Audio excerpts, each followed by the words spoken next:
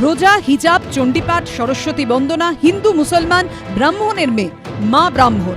বঙ্গ রাজনীতিতে এখন রাজনীতি কম, ধর্মের আনাগোনা বেশি। যিনি হিন্দু ধর্মের কথা বলছেন, আমিও কিন্তু ব্রাহ্মণ পরিবারের মেয়ে। আমার বাবা একজন স্বাধীনতা সংগ্রামী ছিলেন, তার কাছ থেকে চণ্ডীপাঠ আমার শেখা। আজকে আমি বলতে বাধ্য হচ্ছি, যারা হিন্দু ধর্ম নিয়ে আমাকে ব্যঙ্গ করছেন তাদের উত্তর দেওয়ার জন্য, আমি যে বাড়িটায় থাকি ভোরবেলা থেকে, মানে ছোটবেলা থেকে, সেই বাড়িটায় মন্দির, একটা শিব মন্দির, সেই দেওয়ালে যেখানে আমি মাথা রেখে ঘুমাই।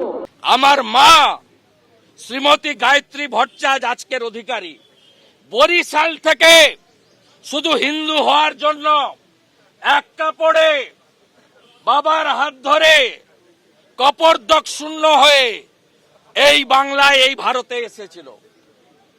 বদলা আমরা নেব। একদিকে হিন্দু মুসলমান নিয়ে লড়াইও হচ্ছে, আবার তৃণমূল বিজেপির মধ্যে দলবদলও চলছে। এই প্রেক্ষাপটে বুধবার এবার বিধানসভায় দাঁড়িয়ে নাম না করে দলবদল নিয়ে শুভেন্দু অধিকারীকে খোঁচা দিয়ে মমতা বন্দ্যোপাধ্যায় বলেন, তৃণমূলে ছিলে যখন তখন রোজা করতে, এখন আর করো না। আসলে তোমার জামা বদল হয়েছে, ভেতরটা একই আছে। এই জামা আবার যেন লাল জামায় পরিণত না হয়। শুভেন্দু অধিকারী প্রথমে কংগ্রেসে ছিলেন, তারপর মমতা বন্দ্যোপাধ্যায়ের সঙ্গে, এখন নরেন্দ্র মোদীর দলে। এই প্রসঙ্গে কটাক্ষ করে কি তার আগামী দিনে সিপিএমে যাওয়ার সম্ভাবনার দিকেই ইঙ্গিত করলেন মমতা বন্দ্যোপাধ্যায়? লাল জামা গায়ে কি লাল বুজো পায়ে আমি জানি না, খোকাবাবু তো কি করবেন মুখ্যমন্ত্রী জানেন। কিন্তু এটা ঠিক যে তৃণমূল থেকে উনি বিজেপিতে গেছেন, বিজেপির পরে আরেকটা দল এখনো পর্যন্ত যাননি। জনান থেকে বলা হচ্ছে যে মুখ্যমন্ত্রী তার দলে নিয়েছেন 3 বার দল বদলি। পাল্টা মমতা বন্দ্যোপাধ্যায়ের বিরোধীরা মনে করিয়ে দিচ্ছেন, তিনিও শুরু করেছিলেন কংগ্রেসে। রাজীব গান্ধী ও পিভি নরসিমহা রাওয়ের মন্ত্রিসভায় মন্ত্রী ছিলেন। পরে তিনি কংগ্রেস ছেড়ে তৃণমূল গঠন করেন, বিজেপির সঙ্গে জোট বাঁধেন। তারপর বাজপেয়ী মন্ত্রিসভায় মন্ত্রী হন।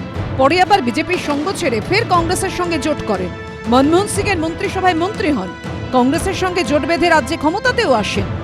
মমতা ব্যানার্জিও তো দুটো দল ঘুরে নিয়েছে, ছিলেন কংগ্রেসে, এখন এসছেন তৃণমূল কংগ্রেসে। এরপরে কোথায় যাবে কি না যাবে সে ঠিকানা কি আছে সে মমতা ব্যানার্জি জানে। অতএব অপরকে বলার আগে নিজেকে আগে দেখতে হয়।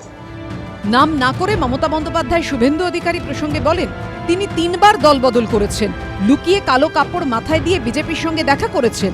আর কিছুদিন বাদে দেখবেন অনুরোধ আসবে অন্য দলে যাওয়ার।